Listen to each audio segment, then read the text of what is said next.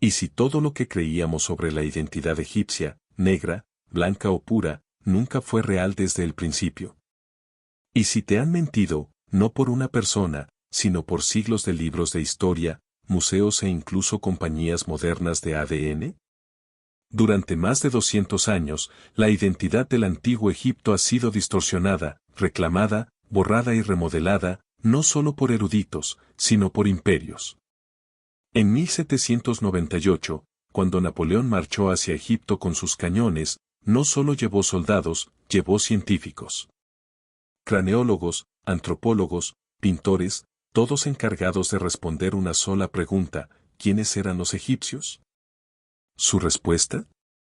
A través de mediciones sesgadas de cráneos y teorías racistas, declararon a Egipto de origen europeo. Y así comenzó un legado de racismo científico. Luego vino la réplica. En el siglo XX, el historiador senegalés Cheikh Anta Diop desafió la narrativa occidental, presentando evidencia lingüística, cultural y biológica de que los antiguos egipcios eran africanos negros. Exigió que la ciencia mirara hacia Nubia, hacia Sudán, hacia el Cuerno, no solo hacia Grecia y Mesopotamia. Su voz fue poderosa. Pero también lo fue la reacción en contra. En 1974, en un histórico simposio de la UNESCO en El Cairo, expertos globales se reunieron para debatir el tema de frente. ¿La conclusión? Egipto no era ni racialmente homogéneo ni puro. Siempre fue una mezcla, un cruce civilizatorio entre África, Asia y el Mediterráneo. Pero incluso después de esta declaración, el mundo siguió preguntando, ¿de qué raza eran los antiguos egipcios? ¿Por qué? Porque aún estábamos adivinando. La arqueología sola no podía resolverlo. Los cráneos podían mentir. El arte podía engañar. Pero los genes no olvidan. Durante décadas, el ADN del antiguo Egipto fue considerado científicamente inalcanzable. El calor del desierto. Los químicos del embalsamamiento. La humedad atrapada en las tumbas. Todo destruía el material genético, o eso pensábamos. Hasta 2017. Ese año, investigadores del Instituto Max Planck y la Universidad de Tubinga lograron lo que antes se consideraba imposible. De la necrópolis de Abusir el Melek, extrajeron ADN nuclear utilizable de 151 momias que abarcaban desde 1400 a.C. hasta 400 después de Cristo. No solo fragmentos. No solo pedazos mitocondriales. Sino datos genómicos completos. Y no se detuvo ahí. En 2025, cayó otra bomba, el primer genoma completo jamás secuenciado de un alfarero enterrado entre 2855 y 2570 a.C. encontrado en Nubeyrat. Sellado dentro de un jarro de cerámica, el ADN de este hombre sobrevivió casi 5 milenios. Y en ese código antiguo yacían respuestas y nuevos misterios. Así que ahora, por primera vez en la historia, podemos dejar de especular. No más suposiciones basadas en pinturas o estatuas. No más mitologías raciales. Finalmente podemos dejar que los muertos hablen, a través de su sangre. Pero cuando las momias comenzaron a hablar, no a través de pergaminos, sino de genes, la verdad fue más compleja de lo que cualquiera de los dos lados imaginaba. Y sin embargo, el silencio más inquietante de todos, no fue cultural. Fue científico. Durante 150 años, los científicos temieron que el ADN egipcio se hubiera perdido para siempre, hasta que un avance tecnológico descifró el código. La momificación, el mismo ritual diseñado para preservar el cuerpo por la eternidad, se convirtió en una maldición genética. Durante casi 2 siglos, los investigadores creyeron que el ADN de los antiguos egipcios estaba más allá de toda recuperación. No solo dañado, obliterado. Los químicos del embalsamamiento, el abrasador calor del desierto, las criptas húmedas selladas bajo el suelo del Nilo, todos trabajaron juntos para destruir el código genético dentro de esos huesos. Cada intento de leerlo fracasó. A finales del siglo XX, los científicos intentaron usar PCR, reacción en cadena de la polimerasa, un método diseñado para amplificar ADN de restos antiguos.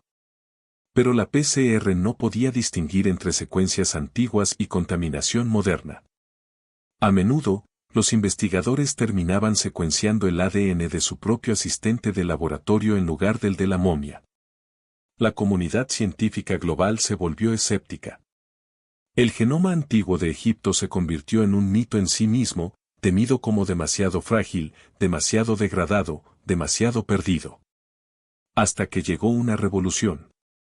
En 2017, un equipo de genetistas del Instituto Max Planck para la Ciencia de la Historia Humana y la Universidad de Tubinga reescribió las reglas. No solo intentaron amplificar fragmentos, usaron secuenciación de nueva generación, NGS, un método capaz de escanear y autenticar genomas completos. Se enfocaron en un sitio llamado Abusir el Melek, en el Egipto Medio, un cementerio que abarcaba más de 1.300 años de historia egipcia, desde el Nuevo Reino hasta la era romana, 1400 AC. 400 DC. Y esta vez, las momias susurraron de vuelta.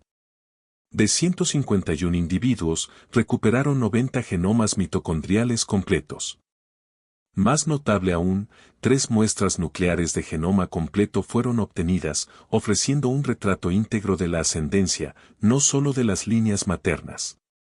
Por primera vez, los investigadores no estaban adivinando a través del arte o la forma de los cráneos. Estaban escuchando la verdad biológica. Esto no fue solo un éxito técnico. Fue emocional.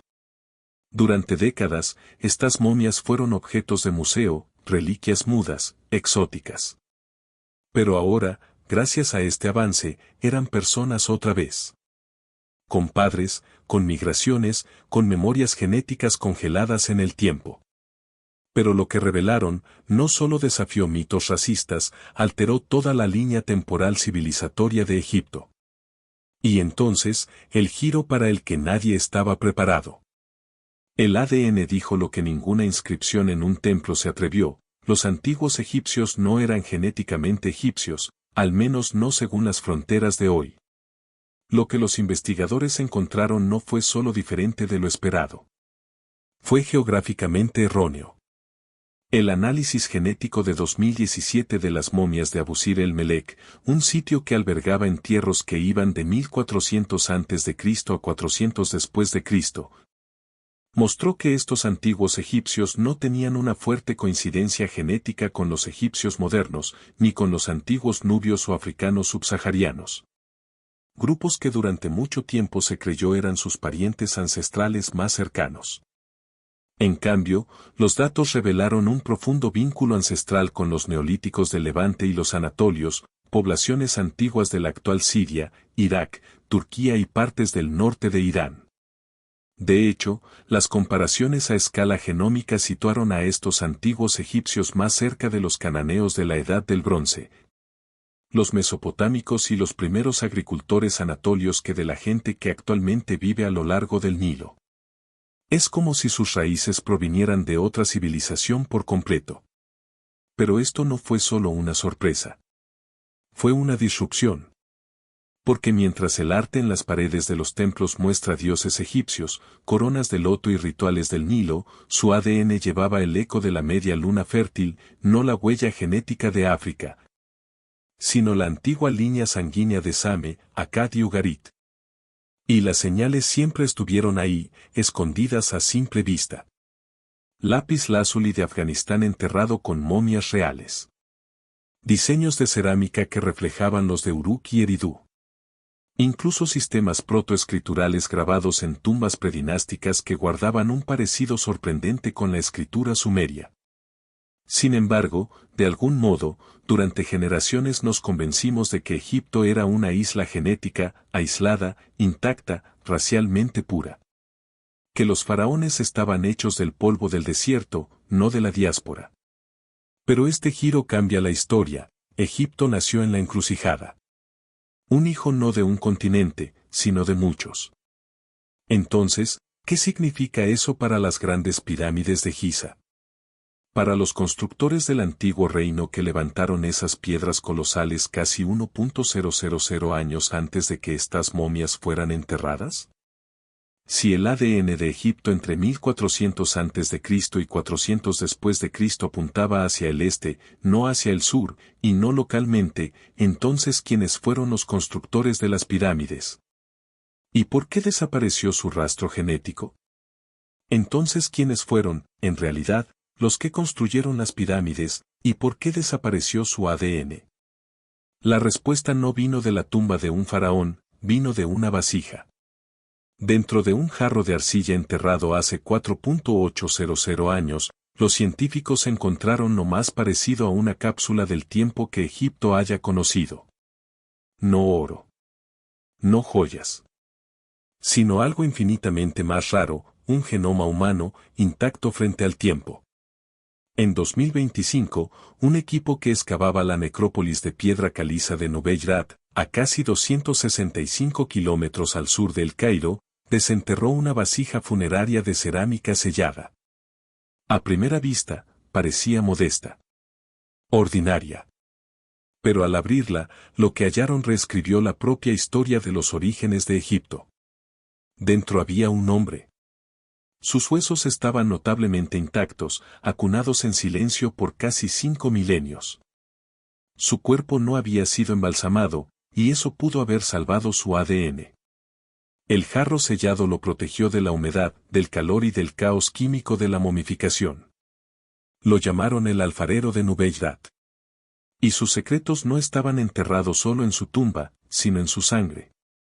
Utilizando secuenciación avanzada de Siotgan, los científicos extrajeron y descodificaron todo su genoma nuclear, el primer genoma completo jamás recuperado de la era del antiguo reino de Egipto.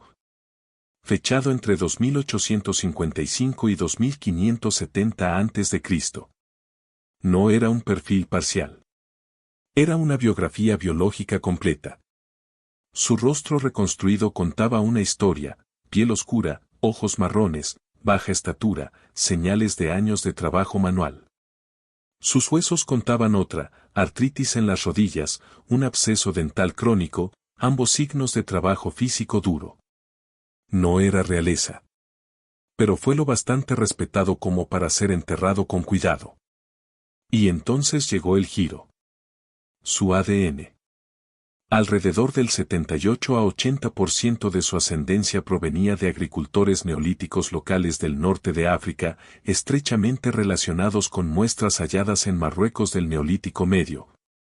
Entre 47-80, 42-30 a.C. y el 20 a 22% restante señalaba hacia el este, hacia la Mesopotamia neolítica, la media luna fértil. La antigua Siria. Irak. Un lugar a casi 1000 millas de distancia. Este hombre no era solo un artesano. Era prueba viviente de una migración profunda y temprana. Una que precede a las pirámides. Una que precede al imperio. Pero ¿cómo llegó un linaje mesopotámico a las venas de un egipcio local antes incluso de que comenzara el antiguo reino? Porque Egipto nunca estuvo aislado. Mucho antes de que las pirámides se alzaran, el Nilo ya fluía con sangre extranjera. Antes de que los reyes llevaran coronas, antes de que los templos rasgaran los cielos, antes de que el primer bloque de piedra caliza besara el desierto, el Nilo ya se había convertido en otra cosa. No solo un río. Una corriente de civilización.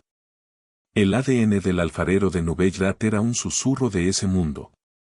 Pero no estaba solo. Su genoma, 20% mesopotámico, no era una rareza fortuita. Era una señal. Una migaja genética. Porque incluso miles de años antes de que Keops construyera su pirámide en 2600 a.C., el valle del Nilo ya había abierto sus puertas. Sus campos estaban sembrados con trigo y cebada de Levante, no nativos de Egipto. Sus primeras herramientas reflejaban las de las ciudades sumerias. Los estilos de cerámica y la tecnología de la rueda de Mesopotamia no solo llegaron, fueron adoptados, adaptados y hechos egipcios. Esto no fue conquista. No fue colonización. Fue movimiento. Y el Nilo, era una supercarretera. Para personas. Para lenguas. Para genes. El haplogrupo del cromosoma Y del hombre de Nubeyrat, E1B1B1B2B, aún se encuentra en más del 30% de los varones egipcios modernos, también común en el Levante y el norte de África. Su ADN mitocondrial, Y/diagonal N1A1B2, es compartido por mujeres de Turquía, Jordania e incluso partes de Etiopía. Esta huella genética no se perdió, se multiplicó. Sus ancestros no eran migrantes que irrumpieron en una tierra nueva. Eran constructores de puentes, portadores de memoria, cultura y linaje a través de continentes. Porque Egipto, desde el principio, no fue una civilización amurallada. Fue un mosaico. Una reunión. Un lugar donde la identidad nunca se trató de ser de un solo sitio, sino de convertirse en muchas cosas, todas a la vez. Pero hay algo extraño en esta línea temporal. Si los primeros egipcios ya eran genéticamente mixtos, incluso antes de que se formaran las dinastías, entonces ¿qué ocurrió después de las pirámides? ¿Cambió el ADN otra vez? ¿Egipto evolucionó en silencio, mientras los genes seguían cambiando bajo la arena? ¿Y si esta inmigración no se detuvo, y en cambio, siguió transformando Egipto en secreto durante 1.300 años? No fue así, porque durante 1.300 años, simplemente se congeló. Mientras las coronas de Egipto cambiaban de manos, su genoma permaneció fiel a su pasado. Las invasiones llegaron como olas. Los asirios en 672 a.C. Los persas en 525 a.C. Alejandro Magno marchó en 332 a.C. Los romanos anexionaron Egipto en el 30 a.C. Uno tras otro. Espada tras pergamino. Pero bajo este caos de coronas, la gente enterrada a lo largo del Nilo, no cambió. No biológicamente. Los datos genéticos recuperados de 151 individuos en Abusir el Melek, que abarcan de 1400 a.C. a 400 después de Cristo, cuentan una historia que desafía las expectativas históricas. A pesar de siglos de dominio extranjero, ocupación y mezcla imperial, el genoma local apenas se alteró. Era como si Egipto hubiera puesto su identidad en una bóveda y se negara a abrirla. El estudio de 2017, realizado por el Instituto Max Planck y la Universidad de Tubinga, utilizó secuenciación de alto rendimiento y estrictos controles de contaminación para confirmarlo. Encontraron 3 genomas nucleares completos, los primeros de su tipo en la investigación egipcia, y 90 genomas mitocondriales. Todos apuntaban a un perfil genético enraizado en el cercano Oriente y el norte de África local, no en Grecia, no en Roma, no en Persia. Incluso las prácticas funerarias se mantuvieron iguales. El análisis isotópico del colágeno óseo reveló una dieta constante del Valle del Nilo: trigo, cebada, lentejas, pescado, carne de res, inalterada por los imperios. Los patrones lingüísticos en las estelas funerarias continuaron en demótico y escrituras hieráticas tardías, resistiendo las lenguas impuestas de los conquistadores. Esto no fue solo inercia cultural. Fue desafío ancestral. Y entonces llegaron las palabras de Wolfgang Hack, el genetista detrás de los hallazgos. Sin cambios mayores durante 1.300 años. Esa cita no es poética. Es biológica. Significa que, sin importar cuántas veces cambiara de manos el trono, la sangre bajo la arena se mantuvo anclada. Estable. Leal. Hasta que dejó de estarlo. Porque después del colapso romano, los genes finalmente se movieron. Y lo que entró en Egipto, no llegó suavemente. Llegó con fuerza. Y con propósito. Pero entonces, a la sombra de la caída del imperio, el ADN de Egipto cambió. Y no por accidente.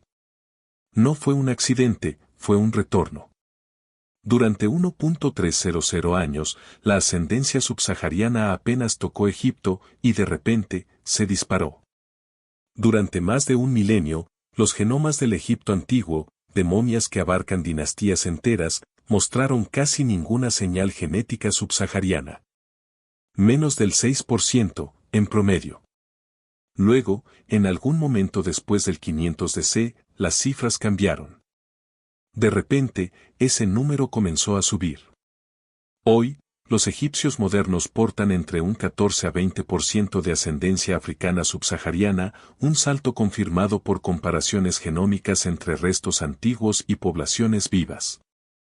El cambio no fue aleatorio. Siguió patrones claros y ocurrió rápido. Después de la caída del Imperio Romano, las rutas comerciales se abrieron más que nunca. El Nilo, antes un conducto para grano y cerámica, se convirtió en un corredor para personas, mercaderes, viajeros, colonos y esclavizados. Para el 700 después de Cristo, con el auge del control árabe y la integración de Egipto en redes comerciales islámicas más amplias, la trata transsahariana de esclavos comenzó a llevar cientos de miles de africanos del este y del oeste hacia el norte. Con los siglos, esto no fue solo trabajo forzado, se convirtió en flujo poblacional, matrimonios mixtos y fusión cultural. Y esto remodeló el genoma. El componente subsahariano aumentó gradualmente pero de manera innegable, entrando en la historia genética egipcia no como un capítulo, sino como un arco nuevo y poderoso. Esto no fue una dilución. No fue una pérdida. Fue una expansión. Un ensanchamiento de la identidad. Y con ello llegó un cambio visible, en rasgos, en tono de piel, en textura, en la diversidad física del pueblo de Egipto. Pero aquí está la punzada emocional. Debido a ese cambio, algunos hoy argumentan que los egipcios modernos no se parecen a sus antiguos ancestros. Que, de algún modo, con el tiempo, el alma de Egipto se fue a otro lugar. Pero ¿y si esa es la pregunta equivocada? ¿Qué tal si el verdadero misterio no es quién cambió, sino quién permaneció? Entonces, si los egipcios modernos se ven diferentes de sus ancestros, ¿quién lleva realmente el alma del antiguo Egipto ahora? Quizá, nunca estuvo en el trono. Él nunca gobernó. Nunca conquistó. Pero en el silencio de sus huesos, guardó respuestas que ningún faraón podía ofrecer. No fue guerrero. Ni rey. Ni escriba cincelando jeroglíficos en muros sagrados. El hombre enterrado en Ubeyrad, alrededor de 2800 a.C., ni siquiera era rico. Era un alfarero. Sus rodillas estaban gastadas. Sus dientes, agrietados. Sus manos alguna vez moldearon arcilla bajo el calor del sol, día tras día, año tras año. Pero cuando los científicos abrieron su tumba de cerámica sellada, no encontraron solo huesos. Encontraron memoria. Su esmalte dental contenía rastros de los minerales del Nilo. El análisis de isótopos lo confirmó, su dieta era local, estable, ininterrumpida. Trigo. Cebada. Carne de res. Nada exótico. Nada importado. Sin rastro de viajes de élite. Sin banquetes cortesanos. Sin festines extranjeros. Solo la comida de su tierra y la tierra de sus ancestros. Y, sin embargo, su genoma aún llevaba ADN mesopotámico, tejido tan profundamente en su cuerpo, que se había vuelto nativo. Esta no era la historia de un forastero. Era la historia de una sangre que había encontrado un hogar. Un linaje antaño extranjero, ahora inseparable del suelo bajo él. Eso es lo que lo distingue de los faraones. Porque cuando se probaron momias reales, la mayoría estaban demasiado degradadas, su ADN roto por los suntuosos rituales de embalsamamiento. Pero el alfarero, preservado por la simplicidad. Por la arcilla. Por la tierra. Sin oro. Sin fama. Solo la verdad. La historia a menudo nos dice que sigamos a los reyes. Pero cuando se trata de identidad, son las vidas silenciosas, los agricultores, los trabajadores, quienes llevan el imperio en su sangre. Y este hombre, este laborioso sin nombre, puede ser uno de los pocos cuyo linaje antiguo aún fluye en las venas egipcias hoy. Pero si sus genes aún perduran en el Egipto actual, ¿qué pasó con todos los demás que desaparecieron de la historia? Algunos se desvanecieron con el tiempo, a otros los borraron adrede. Egipto no era negro. Egipto no era blanco. Egipto no era algo que pudiéramos etiquetar.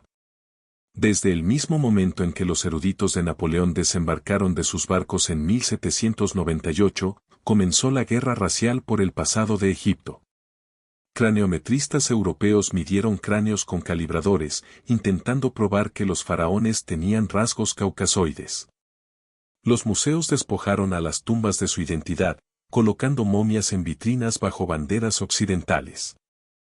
El pasado de Egipto fue robado, y luego racializado. En la década de 1950, Cheikh Anta Diop, un historiador senegalés, se enfrentó solo a la marea.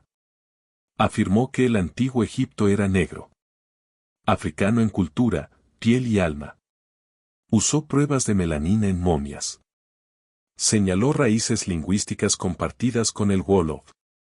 Incluso exigió que la datación por radiocarbono se aplicara a las dinastías egipcias, algo que la mayoría de los eruditos se negaba a hacer en ese momento. Fue ridiculizado. Marginado. Acusado de politizar la historia. Pero el genoma, aún dormía. Y cuando despertó, no se puso del lado de nadie. No del todo. Los estudios modernos de ADN, especialmente los de 2017 y 2025, muestran ahora que los antiguos egipcios estaban genéticamente más cerca de los neolíticos del norte de África, levantinos y anatolios, con trazas de ascendencia subsahariana y mesopotámica. Un mosaico biológico. Ni puro racialmente ni singular. ¿Los dioses que adoraban? Pintados en azul, verde, rojo, oro. ¿Sus rituales? Basados en el más allá, la astronomía, la fertilidad, no en la raza. Se afeitaban la cabeza. Usaban pelucas. Enterraban amuletos para proteger el alma. No eran un pueblo fenotípico. Eran un pueblo simbólico. Y esa es la revelación: Egipto fue una civilización sin líneas de color. Una sociedad que se formó mediante el intercambio, no la exclusión. Entonces, ¿por qué le impusimos la raza? ¿Por qué las potencias coloniales necesitaron que Egipto fuera blanco, y otros necesitaron que fuera negro? Quizá porque algunas historias se vuelven demasiado poderosas cuando no le pertenecen a nadie. Quizá necesitábamos poseerla, para sentirnos dignos de ella. Pero el antiguo Egipto nunca le perteneció a la raza. Le perteneció al ritmo. Al ritual. A la resiliencia. Pero para saber quiénes eran los egipcios, también debemos aprender quiénes no se les permitió ser. Y quizá nadie fue más negado que aquellos cuyo reino alguna vez se alzó por encima del propio Egipto. Al sur de las pirámides yace una tierra cuyo ADN aún podría reescribirlo todo. Se llama Nubia, hoy parte del sur de Egipto y del norte de Sudán, pero durante siglos no fue el borde de la civilización, fue su rival. A la sombra de la primera catarata del Nilo, se alzó el reino de Cus, audaz, negro y poderoso. Y durante la dinastía 25 de Egipto, gobernó las dos tierras. Faraones de ascendencia nubia, Pille, Taara, Sabaka, llevaron las coronas. Construyeron los templos. Se erigieron en los mismos salones sagrados que Ramsés y Akenatón. Pero la mayoría de los libros de texto omiten sus nombres. La mayoría de las guías de museo apartan la mirada. Porque su piel no encajaba en el mito que los egiptólogos querían proteger. Y aún ahora, en la era del ADN antiguo, sus cuerpos permanecen sin analizar. Casi todos los grandes estudios del genoma en Egipto se han centrado en el Egipto medio, en tumbas de Abusir el-Melek, en enterramientos de élite cerca de El Cairo, en dinastías lo bastante ricas como para momificar. ¿Pero Nubia? ¿Alto Egipto? ¿El sur? Casi silencio. Silencio genómico. Aunque esta región es la más genéticamente diversa. Aunque guarda rastros de ascendencia nilótica, migraciones subsaharianas y el legado de una realeza largamente borrada. Científicos como Johannes Krause y Salima Ikram han pedido un muestreo más amplio, no solo más momias, sino más geografía. Más voces. Más linajes olvidados. Y ahora, por fin está empezando. El próximo proyecto genómico nacional de Egipto, que pretende muestrear a más de 200 individuos antiguos y 100.000 ciudadanos vivos, promete el mayor mapa genético de la historia africana. ¿Y si por fin se secuencia el ADN de los faraones nubios? Entonces las antiguas líneas de poder, las mentiras que construimos alrededor de pirámides y fenotipo, podrían derrumbarse. Porque enterrado en el sur, puede haber algo más que reyes. Puede haber todo un capítulo del pasado real de África, esperando para resurgir. ¿Y si el próximo genoma revela no solo la historia egipcia, sino el pasado real olvidado de África? Porque cada gota de sangre antigua guarda más de un secreto. Egipto nunca fue una raza. Fue un ritmo, palpitando desde África, resonando hacia Asia y tallado en piedra. Durante siglos, hemos intentado encajar a Egipto en categorías modernas, negro, blanco, árabe, africano, extranjero. Pero el ADN cuenta otra historia, no una línea recta, sino un pulso, latiendo a lo largo de miles de años, entre arenas cambiantes y tumbas silenciosas. Los estudios de 2017 y 2025 lo revelaron con claridad. Los antiguos egipcios portaban alrededor de un 80% de ascendencia neolítica del norte de África. Un linaje profundamente arraigado que se remonta a los primeros agricultores del Sáhara Verde, antes de que el desierto se tragara sus aldeas. Pero sobre esa base se superponía alrededor de un 20% de ADN del cercano oriente, y los levantinos, anatolios y mesopotámicos. No conquistadores. Colaboradores. Comerciantes.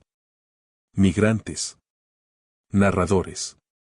Luego, después del 500 DC, algo cambió. Una ola de ascendencia subsahariana irrumpió en el valle del Nilo, llevada por rutas transsaharianas, redes de esclavitud, caminos de peregrinación y el gran vaivén de la caída del imperio.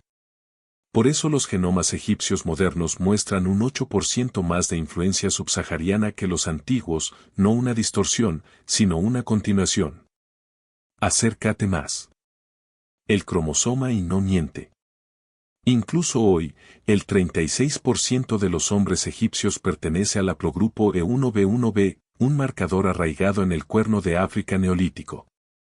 Otro 32% porta el haplogrupo J, nacido en el Levante y Arabia, expandiéndose con la agricultura y la fe. Eso no es colapso cultural, es continuidad. Egipto no sobrevivió quedándose igual. Prosperó volviéndose más estratificado. Más humano. Su civilización no se construyó sobre la pureza racial, se esculpió a partir de ritual, memoria, comercio y resiliencia. Verás, el ADN no define la identidad, pero la ilumina. Y por primera vez en la historia, los muertos están hablando. Y lo que dicen es esto. Tu historia quizá no empiece donde crees que lo hace. Puede que tus ancestros cruzaran desiertos. O surcaran ríos. O se quedaran, en silencio, bajo pirámides que nunca reclamaron, pero ayudaron a construir. Porque la historia de Egipto no ha terminado, y tu ascendencia podría ser parte del próximo capítulo.